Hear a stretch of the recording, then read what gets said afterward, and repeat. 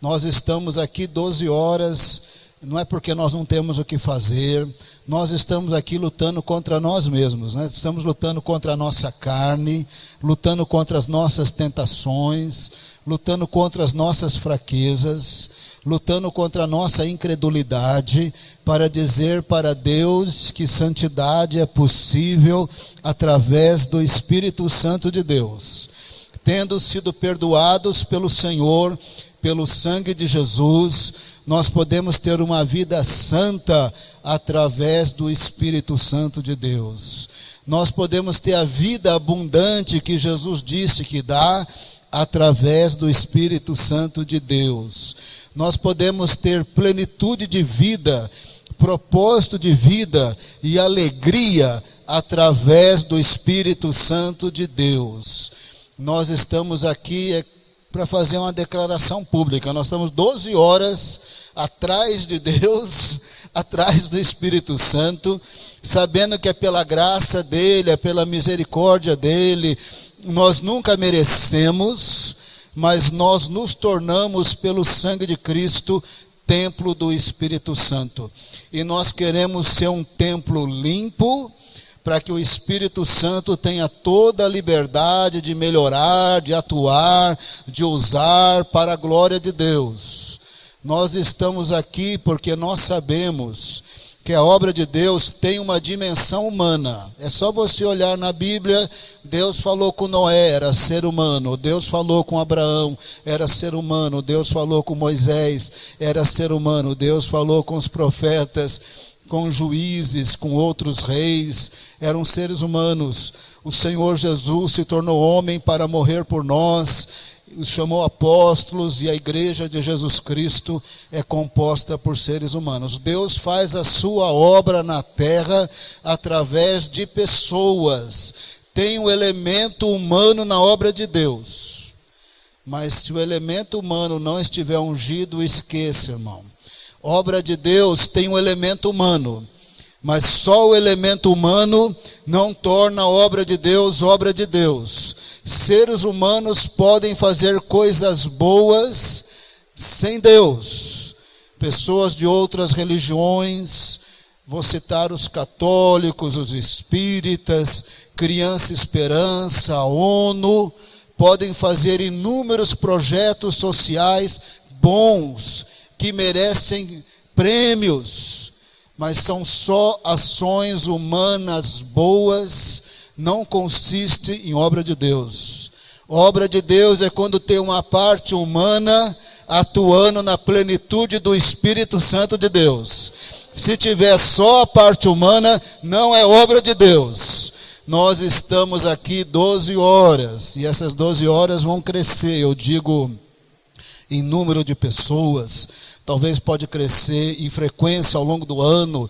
Nós estamos aqui para dizer que nós queremos Deus, porque obra de Deus, que só tem o elemento humano muito inteligente, que faz um planejamento estratégico de primeira, com a melhor organização de administração desse mundo, que faz um plano de marketing excelente, com a melhor agência de publicidade desse mundo. Você pode fazer tudo melhor segundo esse mundo.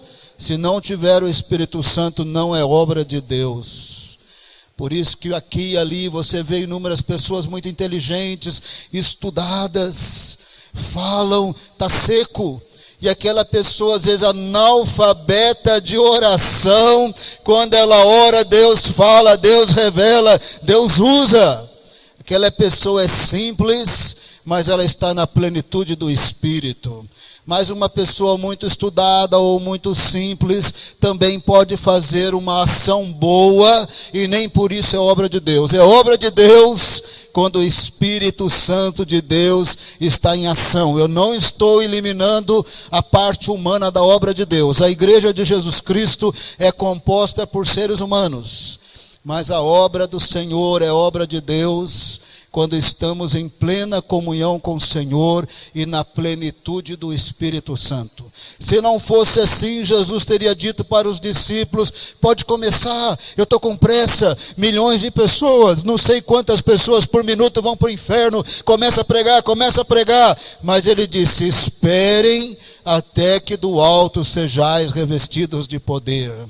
E ele disse: recebereis poder ao descer sobre vós o Espírito Santo, então sereis as minhas testemunhas até os confins da terra. Jesus disse: espera, porque sem o Espírito Santo é só uma ação boa, uma boa intenção, não é obra de Deus. Nós temos que aprender a esperar.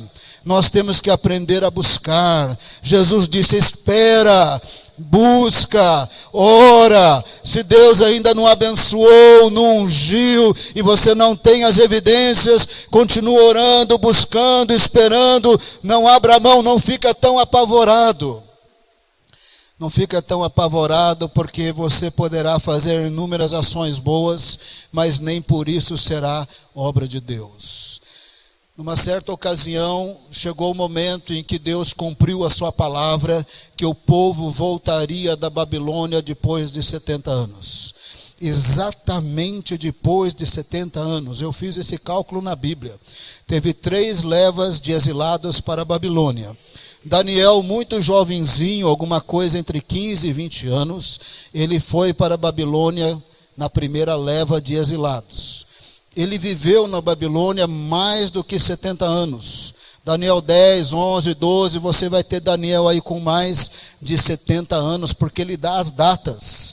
Ele está mais de 70 anos na Babilônia. Daniel viveu todo o exílio e percebeu o primeiro retorno do exílio. Se você olhar as datas na Bíblia, quando deu 69 anos e 3 meses, o imperador sírio Medo-Pérsia, que tinha dominado a Babilônia, deu uma ordem para os judeus voltarem para Jerusalém e reconstruírem o templo. 69 anos e 3 meses. Se você saísse correndo, voando naqueles dias, você ia voar viajando de camelo. Até que você faz a sua malinha, joga em cima do camelo e começa a viajar em grupos por segurança. Isso daria alguns meses da Babilônia até Israel. Podemos dizer que eles retornam em torno de 70 anos, porque a ordem sai com 69 anos e 3 meses. Então eles chegam em Israel, eles chegam em Jerusalém, eles chegam com uma carta do imperador. É uma coisa maravilhosa. O império tinha dinheiro, o império tinha tesouro. Deus falou que eles iam voltar, que eles iam retornar, e eles retornaram com uma carta do imperador, inclusive liberando recursos do império. Começaram a reconstruir o templo. Os samaritanos logo se organizaram, porque eles competiam com Israel qual era o melhor lugar de adoração. Eles estavam muito felizes que o templo havia sido destruído, não havia concorrência durante 70 anos, e agora os judeus voltaram e vão reconstruir o templo, um outro centro de adoração. E eles diziam: não, o nosso Deus, o Deus dos samaritanos é Deus, e não o Deus dos judeus. E eles voltam com uma carta do imperador para reconstruir o templo, e a concorrência religiosa vai surgir, e os samaritanos logo se organizam, e eles tentam corromper esse plano. Eles chegam para as pessoas que retornaram, para Zorobabel, eles chegam também para o sacerdote Josué e Esdras, e eles tentam de alguma forma negociar. Deixa a gente ajudar, nós temos mão de obra, nós temos recurso, deixa a gente ajudar, esse templo vai sair mais rápido. Mas tem hora que você não pode fazer pacto, tem hora que você não pode receber ajuda, Tem hora que você tem que falar não para aquele dinheiro, porque naquele dinheiro, naquele pacto, não tem o Deus vivo. Naquele dinheiro, naquele pacto tem sincretismo, a mistura da religião falsa com a verdadeira, tornando a verdadeira sem Deus, impura, com pecado, com feitiçaria. E os homens de Deus perceberam e falaram: não, obrigado, nós não podemos aceitar, não queremos aceitar. Os samaritanos ficaram muito bravos. Os samaritanos eram muito inteligentes. Eles se organizaram em grupos e foram desanimando a mão de obra, e a mão de obra foi parando. Não só isso, eles mandaram uma carta para o imperador, muito caluniosa. O imperador parou aquela obra que era para funcionar, e a obra ficou parada durante 20 anos, apesar de que eles chegaram com promessa de Deus, apesar que eles chegaram com uma carta do imperador, a obra parou. E a obra ficou parada há 20 anos. Deus tinha dado uma promessa: o templo vai ser reconstruído. Agora a promessa de Deus não se cumpria. Eles estavam parados há 20 anos, desanimados há 20 anos. E 20 anos depois, Deus levanta o profeta Zacarias e o profeta Ageu e começa a falar com o povo. E Deus tinha uma palavra para o governador Zorobabel e para o sumo sacerdote Josué. Se o templo estivesse reconstruído, era o sumo sacerdote Josué que ia restaurar toda a rotina do templo e toda a adoração a Deus através daquele templo. O governador faria o papel de governador e Josué faria o papel de sacerdote. Durante 20 anos estava tudo parado. Aí Deus deu uma visão para o profeta Zacarias. A visão era mais ou menos esta. Presta bem atenção para ver se você entende a visão. Zacarias viu diante de si um castiçal que tem 7 lâmpadas. Do lado do castiçal ele viu 2 oliveiras. Das oliveiras saía um ramo, dessa oliveira e dessa oliveira. Do ramo caía óleo sobre um tubo aqui, e dessa oliveira e através desse ramo sobre um tubo aqui do meu lado esquerdo. Esses 2 tubos jogavam óleo numa bacia ou num vaso. E dessa bacia saía 7 canos que jogavam óleo nas 7 lâmpadas do castiçal. E quando Zacarias teve essa visão, o anjo do Senhor perguntou: você entendeu? Zacarias falou: eu não entendi. A pergunta que eu faço para você é: você entendeu? Geralmente Deus fala por simbologia, Deus fala por figuras, Deus fala por visões, Deus fala com uma simbologia em sonhos, que no geral nós não entendemos. E Zacarias falou: eu não entendi nada. Então o anjo não explicou tintim por tintim, apesar que é possível explicar tintim por tintim. Num dado momento eu vou explicar os detalhes, mas no primeiro momento o anjo foi direto, o anjo foi na lata, e o anjo simplesmente disse o que significava a visão, sem explicar nos mínimos detalhes. E o que o anjo respondeu quando Zacarias disse: eu não entendi nada, o anjo disse: é isso aqui, Zacarias. Você vai lá e fala com Zorobabel isso aqui. Você fala que não é nem por força, não é por habilidade humana, ainda que tenha habilidade humana na obra de Deus. Não é por força, não é por poder, não é por violência, em outras palavras, não é por influência militar, não é por habilidades humanas, não é por influência militar, é pelo meu Espírito, diz o Senhor. Esse é o significado da visão que você não entendeu. Esse é o significado da visão que Zacarias também não entendeu. Mas o anjo foi direto, não é por habilidade humana. Ainda que tenha habilidade humana, não é por habilidade humana exclusivamente, é pelo Espírito Santo de Deus. Se não tiver Espírito Santo, não tem obra de Deus.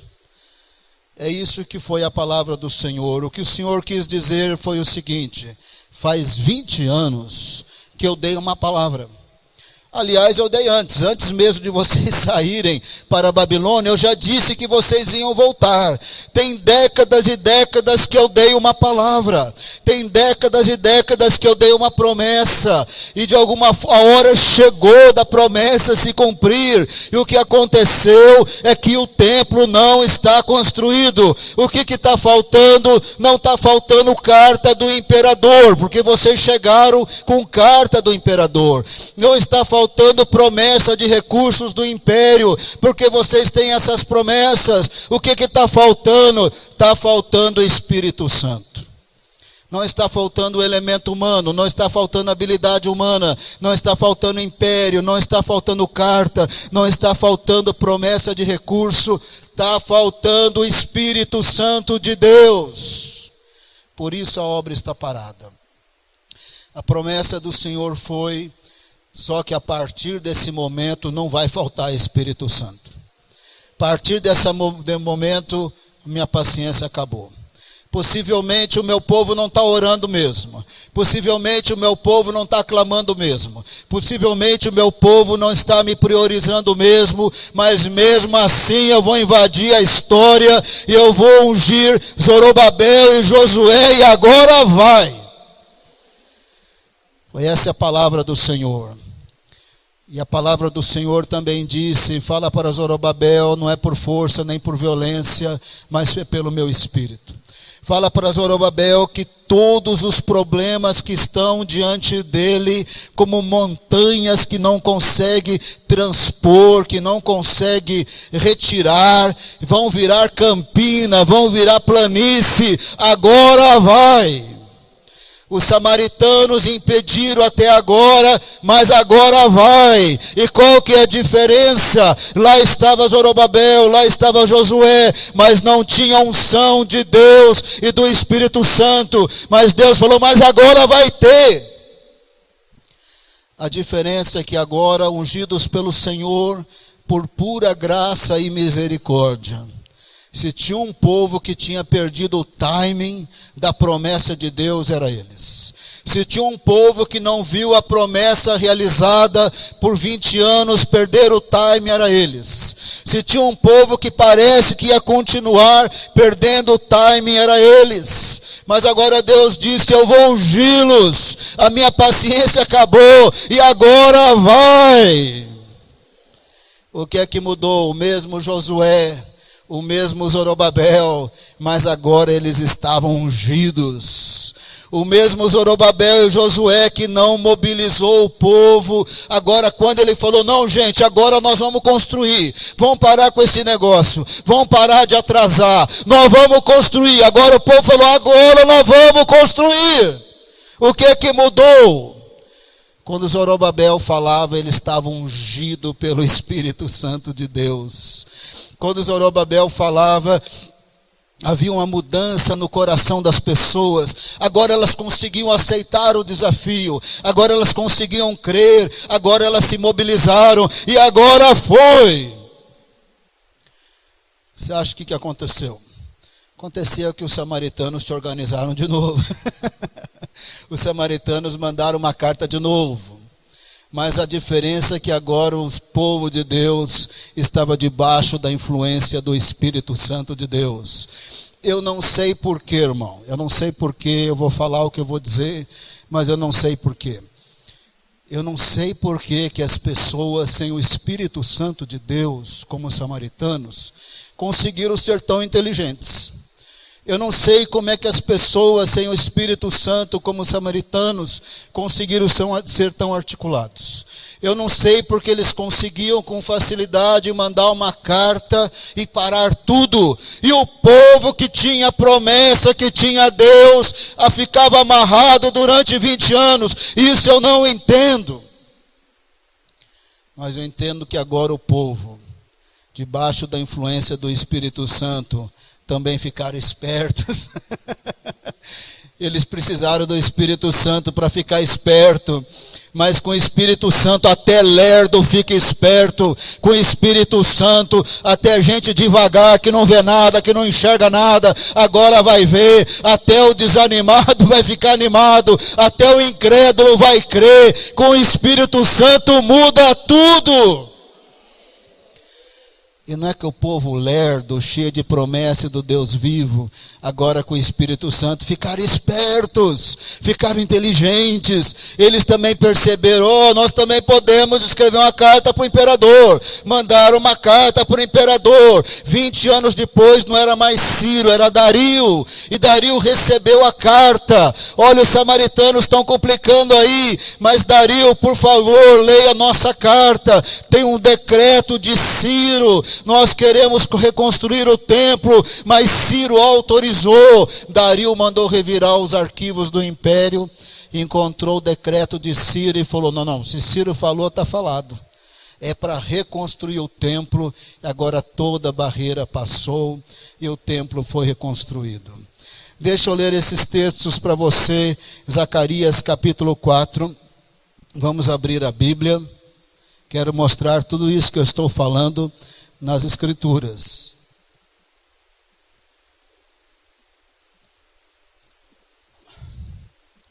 Acho que eu vou precisar de outro copo aberto aqui. Zacarias, capítulo 4, vale a pena ler o texto, todo mundo prestando atenção. Zacarias, capítulo 4, todo mundo abriu a Bíblia aí, levanta a mão. Quase todo mundo. Zacarias, capítulo 4. Tornou o anjo que falava comigo e me despertou como a um homem que é despertado do seu sono e me perguntou, que vês? Respondi, olho, e eis um candelabro todo de ouro e um vaso, ou seja, uma bacia de azeite em cima com as suas 7 lâmpadas. Olha aqui para mim, estava o castiçal, em cima do castiçal uma bacia. E uma bacia de azeite em cima com as suas 7 lâmpadas e 7 tubos, uma para cada uma das lâmpadas que estão acima do candelabro. Presta atenção aqui, ó. Acima do candelabro a bacia, da bacia saía 7 tubos que alimentavam as 7 lâmpadas. Verso 3. Junto ao candelabro, 2 oliveiras, uma à direita do vaso de azeite e a outra à sua esquerda. Então eu perguntei ao anjo que falava comigo, meu senhor, que é isto? Verso 5. Respondeu-me o anjo que falava comigo, tu não sabes o que é isto? Respondi, não, meu senhor, eu não sei. Essa linguagem figurada de Deus eu sempre estou boiando. Verso 6. Prosseguiu ele e me disse, esta é a palavra do Senhor a Zorobabel, não por força nem por poder, mas pelo meu espírito, diz o Senhor dos exércitos. Quem és tu, ó grande monte? Diante de Zorobabel serás uma campina, porque ele colocará a pedra de arremate ou de fundamento, e meio a aclamações, graça e graça para ela. Novamente me veio a palavra do Senhor dizendo, verso 9, as mãos de Zorobabel lançaram os fundamentos desta casa, elas mesmas a acabarão, para que saibais que o Senhor dos exércitos é quem me enviou a vós outros. Verso 10, pois quem despreza o dia dos humildes começos, esse alegrar-se-á vendo o prumo na mão de Zorobabel. Aqueles 7 olhos são os olhos do Senhor que percorrem toda a terra. Isso é uma outra visão que se embaralha nessa. Não vou explicar isso, porque vai fugir do assunto. Então, o que o anjo disse? O anjo disse, a visão que você vê significa isso. Tem habilidade humana, mas não é pela habilidade humana exclusivamente, é pelo Espírito Santo. Agora, quando Zorobabel e Josué falarem com o povo vai ter fé, vai aclamar, agora vai, coloca a pedra de fundamento, agora vai. O povo que desprezou o humilde começo da reconstrução, que parou, agora ia se alegrar e dizer, agora vai. O que mudou? O mesmo Josué, o mesmo Zorobabel, o mesmo povo. O que é que mudou? Não é por força nem por violência, mas pelo meu espírito. Às vezes nós temos uma palavra de Deus, às vezes nós temos uma promessa de Deus. Eu não sei se você já prestou atenção nisso na Bíblia. Quantas promessas não se cumprem? Quantas promessas do Deus verdadeiro não se cumprem? Porque são promessas condicionais. Tem a ver com uma vida de oração, de dependência, de santidade, de busca e de temor. Às vezes Deus dá uma promessa, Deus quer usar aquela pessoa e ele entende que ele é um filho especial de Deus. Se ele tem essa promessa de Deus, então ele é o bonzinho, ele é o melhorzinho. Ele pensa que ele tem uma licença para pecar, ele se torna imprudente e perde a unção de Deus. Assim foi com Saul. Saul foi abundantemente cheio do Espírito Santo e Saul logo estava endemoniado. Como pode alguém ter o Espírito Santo e logo ficar endemoniado? O rei Davi recebeu o Espírito Santo. Ele nunca ficou endemoniado. Pela graça de Deus, eu quero que aconteça isso com a minha vida. Eu quero ser cheio do Espírito Santo, como Saul e Davi, mas eu não quero perder essa unção por nada. Eu quero ser cheio do Espírito Santo como Davi, que Deus me agracie, porque eu não quero cometer as imprudências de Davi. Davi ficou vendo a vizinha tomar banho. Isso não é para pastor, isso não é para crente cheio do Espírito Santo. Depois Davi levantou incenso.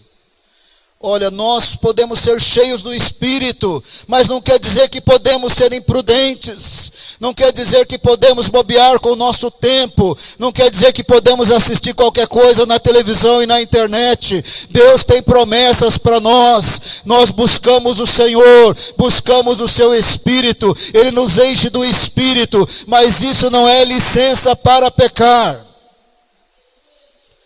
Então, se nós nos voltarmos para Deus e buscarmos o Senhor, então o Senhor nos encherá do seu Espírito, porque a obra de Deus, ainda que tenha um elemento humano, o elemento humano sozinho não faz obra de Deus. Quem faz a obra de Deus é o Espírito Santo de Deus em nós, para a glória do Senhor. Zacarias 4, verso 11, já estou terminando esse capítulo. 4:11. Bom, você percebeu, né? O anjo deu sentido geral, não explicou muito. Zacarias não ficou contente. Zacarias 4:11. Prossegui-lhe e perguntei, que são as duas oliveiras, à direita e à esquerda do candelabro? Tornando a falar-lhe, perguntei, quem são aqueles dois raminhos de oliveira que estão junto aos dois tubos de ouro que vertem de si azeite dourado? Ele me respondeu, você não sabe o que é isso? Eu disse, não, meu senhor. Então ele disse, são os dois ungidos que assistem junto ao Senhor de toda a terra. Zacarias disse, esses dois ramos, presta bem atenção agora, as oliveiras representam Deus, não é verdade? Só de Deus vem o Espírito Santo. João Batista não tinha nenhuma dificuldade de saber isso. Ele disse, eu que sou o precursor do Messias, eu batizo com água, mas ele batizará com o Espírito Santo. Depois que formos lavados pelo seu sangue, somos filhos de Deus e templo do Espírito Santo de Deus, e é Ele que batiza no Espírito Santo. Não é igreja, não é placa de igreja, não é o grande homem de Deus, não é o grande ministério. Quem batiza no Espírito Santo é Jesus. A oliveira é Deus, a videira é Deus. Jesus disse: eu sou a videira e vós os ramos. Aquele que permanece em mim e eu nele, esse dá muito fruto, porque sem mim nada podeis fazer. Sem Jesus não tem obra de Deus. Sem o Espírito Santo não tem obra de Deus. Nós temos tanta idolatria em nós, irmãos, que é um tal de valorizar o nome da igreja, a denominação, a placa, o ministério, o grande homem de Deus. Quem batiza no Espírito Santo é Jesus. É da oliveira que vem o azeite, é da oliveira de Deus que vem o Espírito Santo. Os dois ramos, Zorobabel e Josué. Zorobabel e Josué estavam agora ungidos. E porque eles estavam ungidos, deles saíam palavras ungidas de Deus. Enchia a bacia e a bacia iluminava o candelabro. O candelabro é a própria obra de Deus. A obra de Deus naquele momento histórico era a reconstrução do templo. A reconstrução do templo vai andar. A obra de Deus vai andar. Porque agora a oliveira está enchendo do Espírito Santo os homens de Deus. Agora vai andar, a obra vai para frente. Os samaritanos vão se levantar, a montanha de problema vai virar campina. O povo desanimado agora vai aclamar.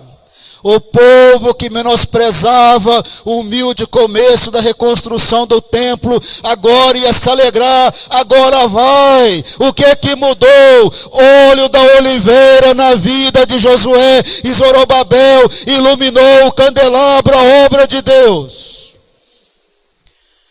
Irmãos, a gente às vezes pensa que tudo isso é complicadíssimo.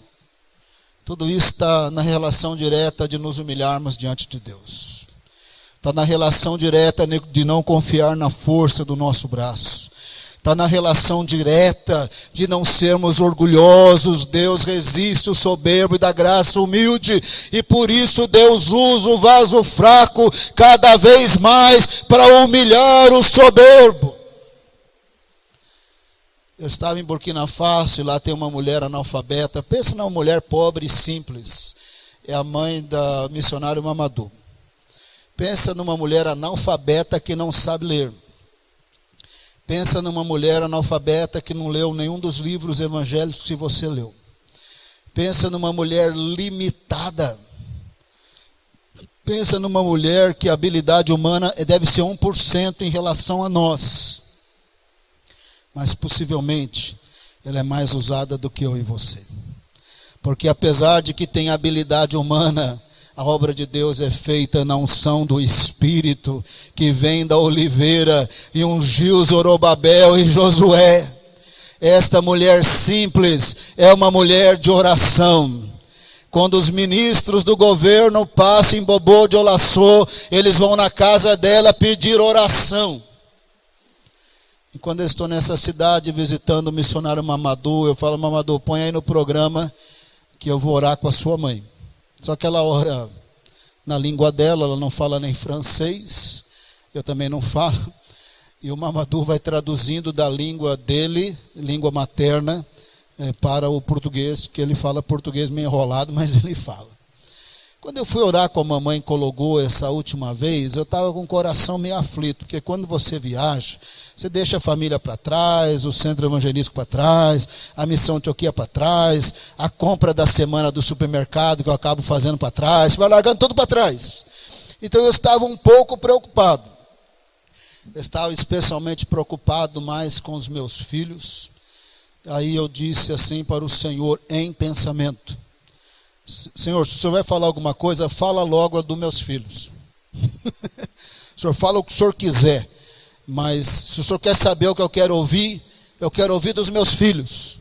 Eu falei isso em pensamento quando ela estava orando. Quando eu terminei de falar isso: o Senhor fala dos meus filhos. Na mesma hora ela profetizou: e os seus filhos servirão a Deus. Que eu quero dizer para você que a obra de Deus não é por força nem por violência, é pelo Espírito Santo de Deus. Uma mulher analfabeta pode ser usada por Deus porque ela tem vida de oração. Agora o Senhor, ele é bem profundo essa visão. Essa visão se cumpriu nos dias de Zorobabel e de Josué, mas ela se cumpriu também nos dias de Jesus e ela se cumpre na nossa vida.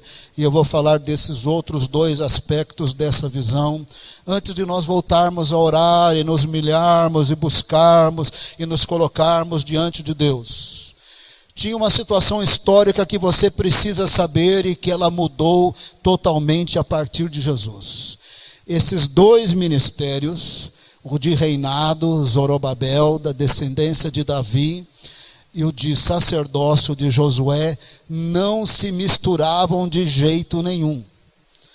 Quando Saul, sendo rei, tentou fazer o papel de sacerdote, ele não era da tribo de Levi, da família de Arão, como Samuel era.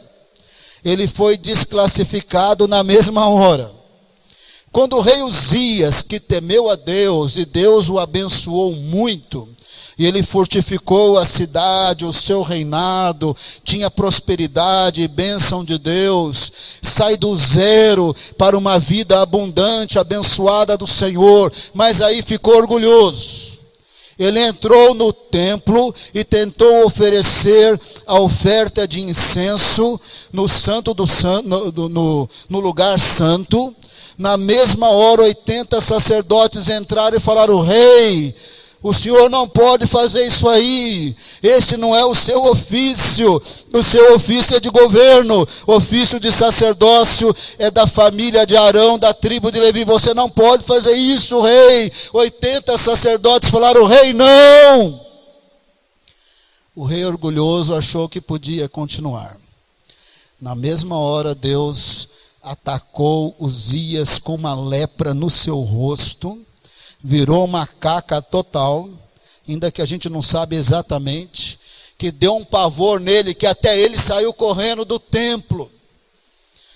E sabe o que aconteceu com Uzias? Ele teve que viver numa casa isolada do palácio para o resto da vida, e Jotão, o seu filho, reinou no seu lugar. Esses dois ofícios não misturavam. Aí Deus fez um negócio meio diferente. Zacarias, você faz uma coroa de rei.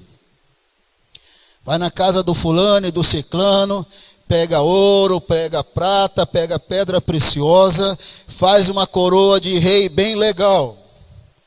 Depois que você fizer essa coroa de rei bem legal, você vai na casa de Josué e bota na cabeça dele. Está um negócio meio estranho aqui, porque Josué não podia ser rei, o rei não podia ser sacerdote. Você vai lá e coloca na cabeça dele. Zacarias falou: tá bom, senhor, esse negócio está meio estranho, mas lá vou eu. Ele fez, colocou na cabeça de Josué, aí o Senhor falou: diz aí. Essa foi uma palavra profética sobre o Senhor Jesus. Diz aí: quando o Messias vier, nele haverá união perfeita dos dois ministérios.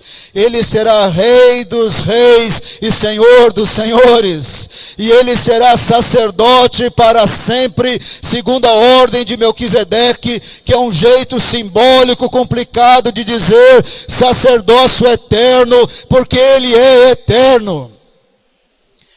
Jesus é o único sacerdote da ordem de Melquisedeque. Ele não precisa ser substituído. Ele não morre, ele não fica velho. O sacerdócio dele é superior ao sacerdócio de Arão, que só simbolizava o sacerdócio de Jesus.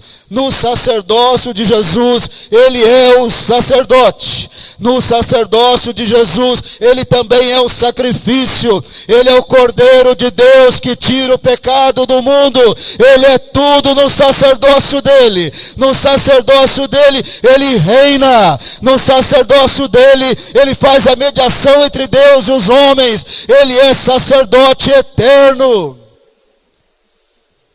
E no sacerdócio dele, ele é o Zorobabel, ele é o Josué, e ele constrói um templo também. A palavra do Senhor disse na profecia que ele ia construir um templo. Esse templo é a igreja.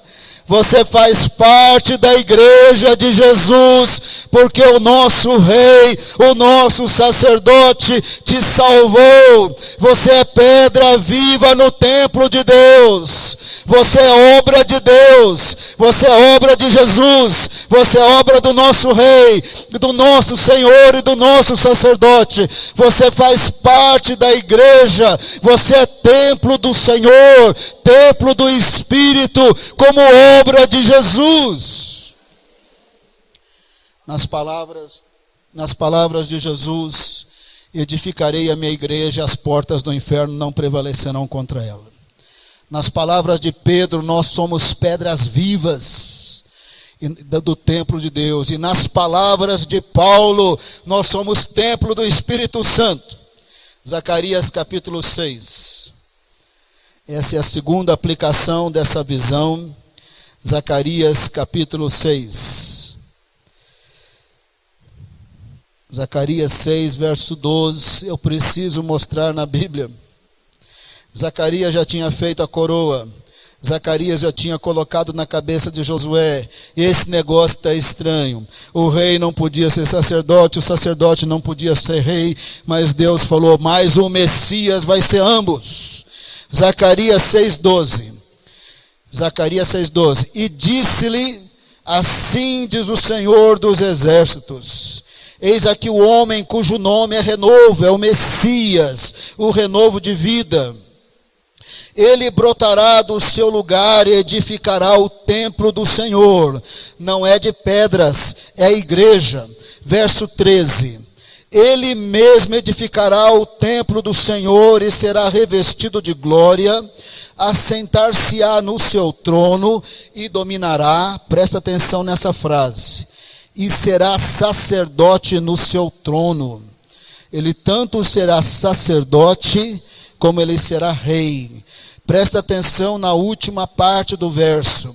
E reinará perfeita união entre ambos os ofícios. Sabe os ofícios que não se misturava? Rei é rei, da tribo de Judá, da família de Davi. Sacerdote é levita, da família de Arão. Não mistura. Agora Deus falou, mas no Messias vai haver perfeita união. Ele terá os dois ofícios. Ele será sacerdote, ele será rei. E é o nosso sacerdote, ele é o nosso Zorobabel, ele é o nosso Josué.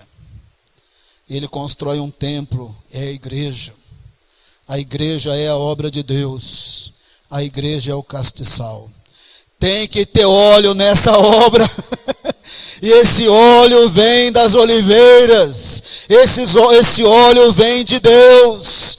Esse óleo vem de Jesus.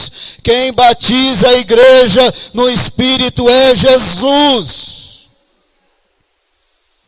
E se essa igreja não tiver o óleo que Jesus dá, e não tiver a plenitude do Espírito, não vai ter luz no castiçal.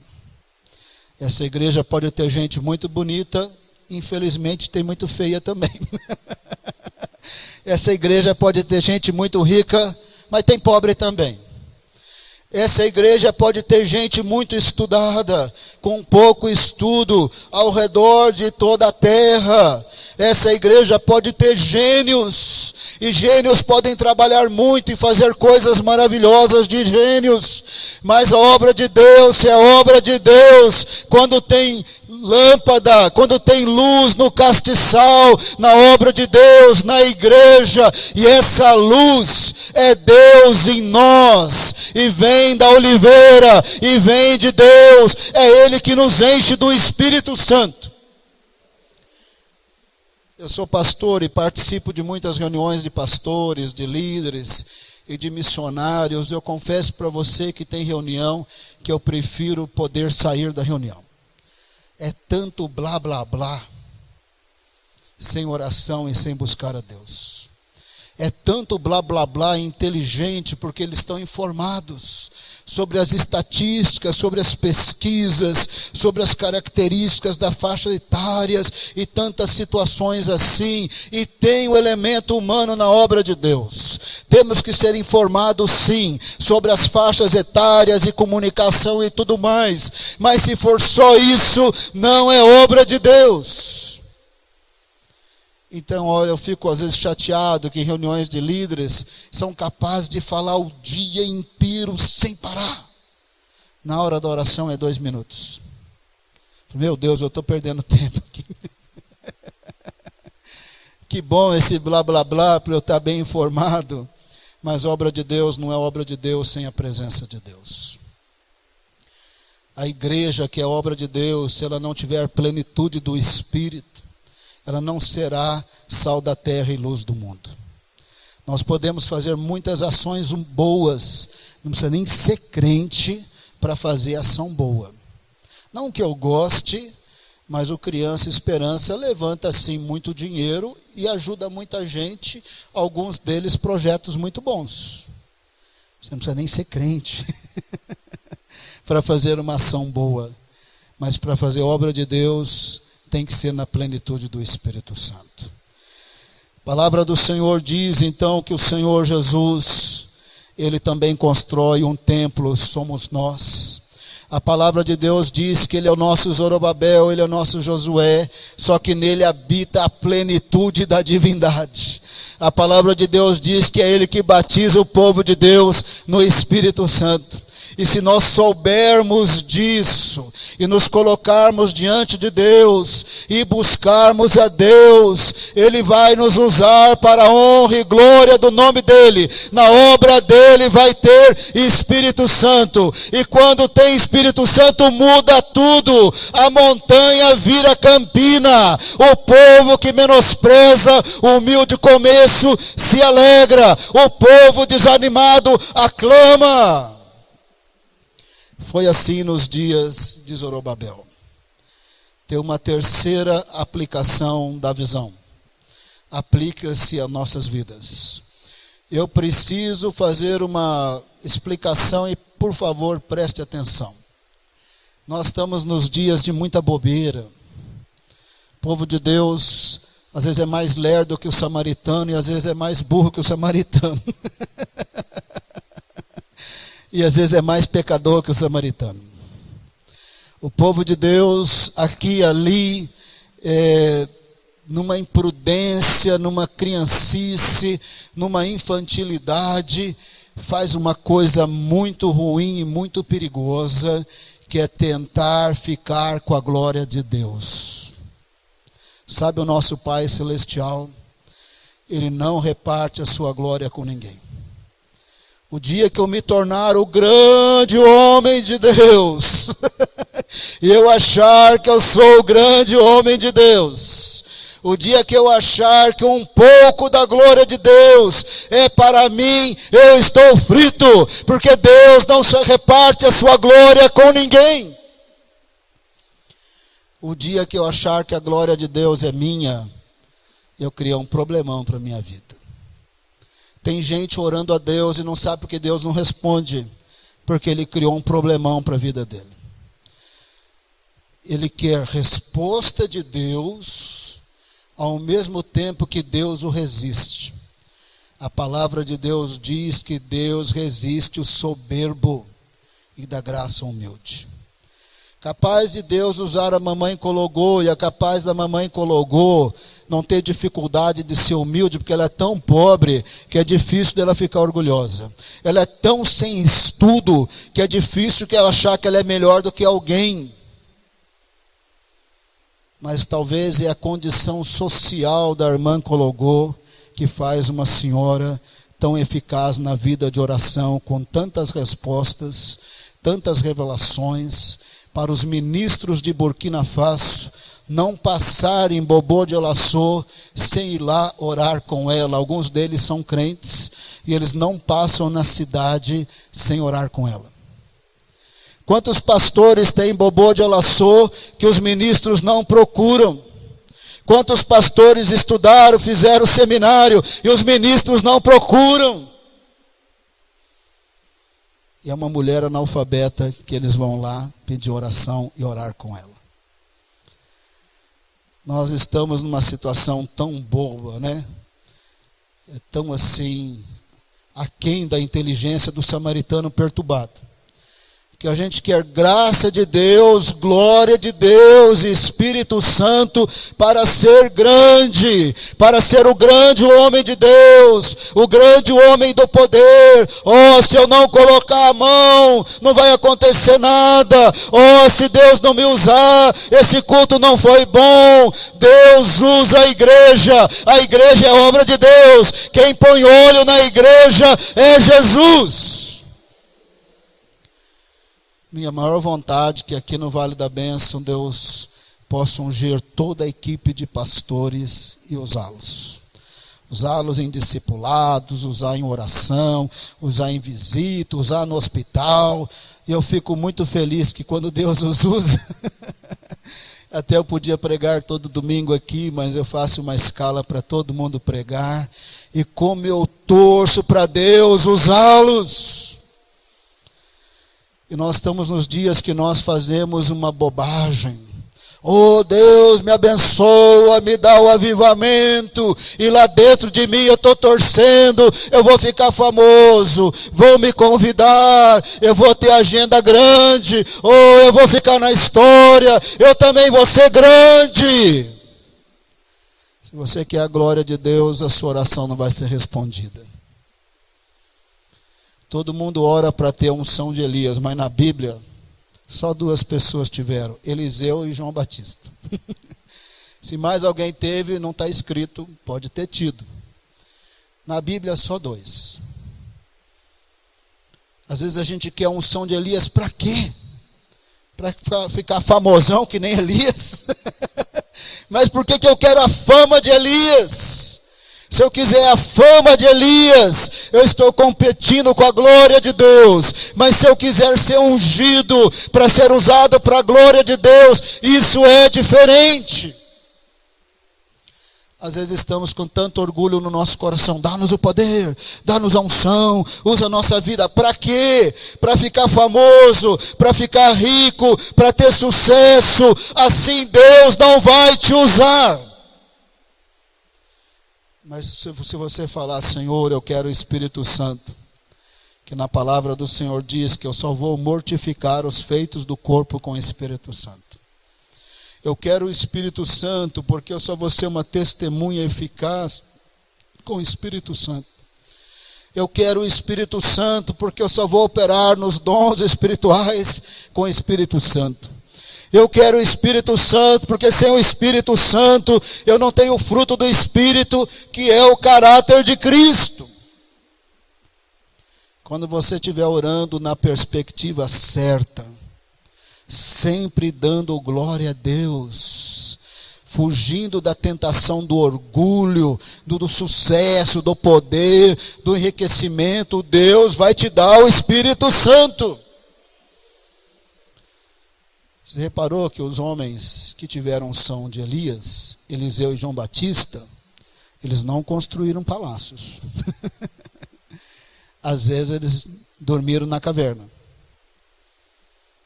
Eles não ficaram milionários. Eles não precisaram brigar por posição na diretoria da igreja, na denominação, na assembleia. Eles não foram membros do Sinédrio. Eles não foram Caifás. Caifás tinha o título, mas não tinha o Espírito Santo. Caifás tinha o poder da religião, mas não tinha o Espírito Santo. Caifás tinha o orgulho, eu tenho posição, eu tenho cargo, mas não tinha o Espírito Santo. O sogro de Caifás, nos dias que João Batista era um bebezinho, ele não tinha o Espírito Santo, mas Zacarias tinha o Espírito Santo. O que você quer? Você quer o Espírito Santo ou quer o cargo? Quer a posição? Quer o poder? O que adianta ter o cargo, o poder, ser Caifás e estar vazio? O que adianta esse bajulamento dos cargos e estar vazio? A obra de Deus é feita pelo Espírito Santo de Deus. Presta bem atenção. Essa é a terceira aplicação da visão. Honra e glória a Deus, porque somos o que somos por causa de Jesus. Somos o que somos por causa da graça de Deus. A Ele toda a honra e toda a glória. Mas porque nós estamos nele, nós somos a obra de Deus, nós somos o templo, nós podemos ser cheios do Espírito e nós podemos ser usados para a glória de Deus. Por Jesus somos o que somos, nós somos o castiçal. Estando em Cristo Jesus, somos reis e sacerdotes. Presta bem atenção. Não somos sacerdotes da ordem de Arão, não precisa mais. Nem somos sacerdotes da ordem de Melquisedeque, só tem Jesus. Bom, o que eu faço então? Eu sou sacerdote na obra de proclamar o Evangelho. Já estou terminando 1 Pedro 2,9. Vai pensando como é que você vai orar. Enquanto a pastora Hilda está pensando o que ela vai fazer aqui quando eu parar de pregar. O que nós vamos fazer aqui depois dessa palavra do Senhor? 1 Pedro 2,9. Vós, porém, sois raça eleita, sacerdócio real. Ele está falando da igreja. A igreja é composta de sacerdotes. A igreja é composta de reis que reinam em Cristo, estão assentados com Jesus acima de principados e potestades nas regiões celestiais. A igreja é nação santa, é povo de propriedade exclusiva de Deus. Para fazer o quê? Como sacerdotes e reis, a fim de proclamardes as virtudes daquele que vos chamou das trevas para a sua maravilhosa luz. A igreja não precisa oferecer animais como Arão. A igreja não é mediadora entre Deus e os homens, isso é Jesus. A igreja não purifica pecado, isso é Jesus. A igreja não batiza ninguém no Espírito Santo, é Jesus. Mas a igreja reina em Cristo. E a igreja faz uma mediação entre Deus e os homens no proclamar o Evangelho. Esse é o nosso sacerdócio. E recebereis poder ao descer sobre vós o Espírito Santo, e sereis as minhas testemunhas. Irmãos, Deus quer nos batizar no Espírito Santo. Deus quer nos dar a plenitude do Espírito. Deus quer outra vez levantar entre nós dons espirituais. Deus quer usar o seu povo com cura, com libertação. Deus quer colocar óleo nessa lâmpada que é a igreja. Deus quer levantar sacerdotes e reis que vão proclamar o Evangelho com poder e com unção. Mas nós temos que ser dependentes de Deus. Quando eu achar, porque eu estudei muito, eu estudei pouco, porque eu isso, eu aquilo, nós colocamos Deus para nos resistir. Ele resiste o soberbo e dá graça ao humilde. E quando nós buscamos o Senhor, a sua presença, e dependemos dEle, e tudo que fazemos é para a glória dEle, e quando fazemos para a glória dEle, não tem competição humana, não tem ciúminho, não tem competição de igreja versus igreja, de ministério dentro de uma igreja contra o outro ministério. Quando fazemos para a glória de Deus, Ele é digno de honra e de glória. Quando nós queremos operar na obra de Deus para aparecer, ser visto, ficar famoso, ter poder, dinheiro, isso é complicado. A unção do Espírito veio para Eliseu. Dá uma olhadinha na vida de Eliseu, na vida de Elias, na vida de João Batista.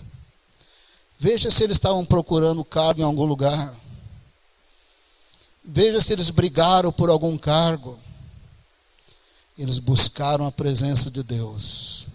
E o óleo que veio da oliveira jorrou sobre os homens de Deus. E a obra de Deus fluiu, não sem samaritanos complicando, mas as montanhas viraram campinas.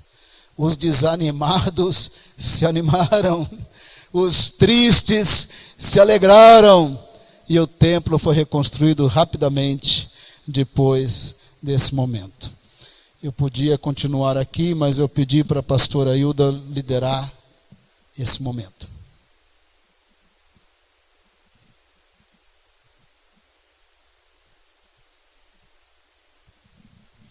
Quem tem ouvidos? Então vamos lá, vamos ficar